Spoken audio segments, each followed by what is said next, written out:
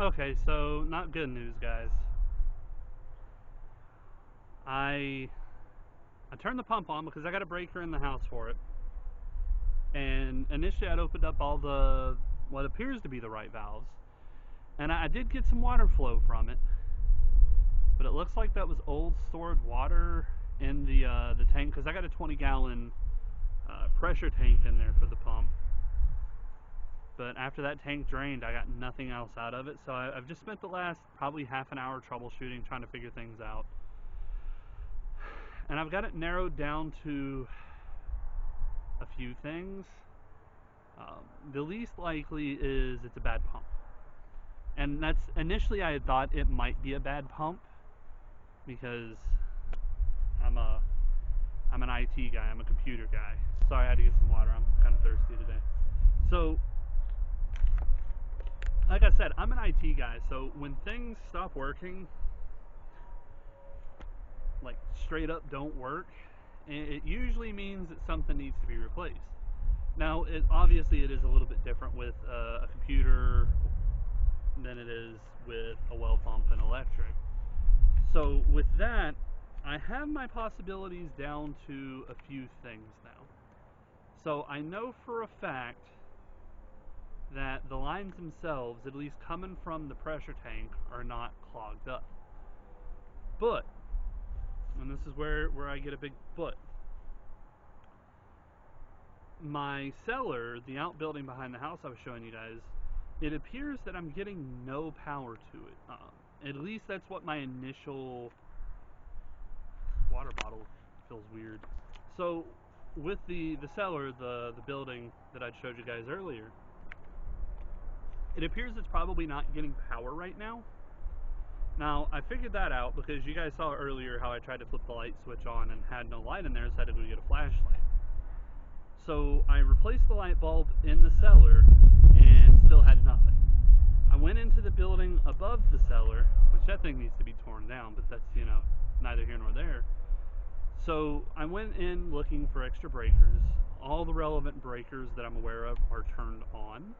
I don't have any other sources of breakers on the property that I know of, so right now I have to assume that it's either A, bad breaker, B, I've got a short or a broken connection somewhere, which I'm not super confident in that as an explanation, or it's a bad pump, which I'm not 100% confident with that, because I know and they could have lied and taking everything else into account on the state of the house, maybe, but the previous owner said that they had used the well to pressure wash the house, pressure wash their car, things like that. So I don't think the pump is busted. I did call my dad. He said it might be clogged, but I have no easy way of verifying that because I don't know enough about wells and well pumps to pull that out of the ground and really play with it. So right now I'm operating off the assumption that I've got a bad breaker, which means I am going to have to go buy another breaker to really test it out with. I could use a multimeter and probably test the electric circuit, but honestly, looking at the breakers in my panel, they look kind of old and real dirty, so it might be time to replace some of them. A wire to the breaker may have come out, and I'm not really going to mess around too much more with that today, just because I don't want to have to shut main power to the whole house off. Mostly because I'm just not in the mood to go in and relight pilot lights. Now I'm not too worried about relighting a pilot light on my water heater, but did it rain again? But I really don't want to pull the panel off my furnace and try to relight that right now, just in case I do something wrong and set the house ablaze. Which, would I do something wrong? Probably not. But am I capable of it? Yeah. I've almost burnt the house down a couple times by accident. Not this house, other houses. So I don't want to mess around with stuff that I have no idea what I'm doing with. Alright, so I know I am super close to my camera and it's not even properly balanced right now, but I wanted to update you guys. So earlier today, I decided I wanted to take care of the burn pile behind me. And I'm out there messing with my well pump that's in like a cellar room that I have behind the house. And I, for the life of me, could not get the thing to work. Like, I don't know what's going on. I thought either the pump's bad or maybe it's a bad breaker. Maybe some of the infrastructure inside is jacked up. And I was like, you know what? Fine, I can't get this done.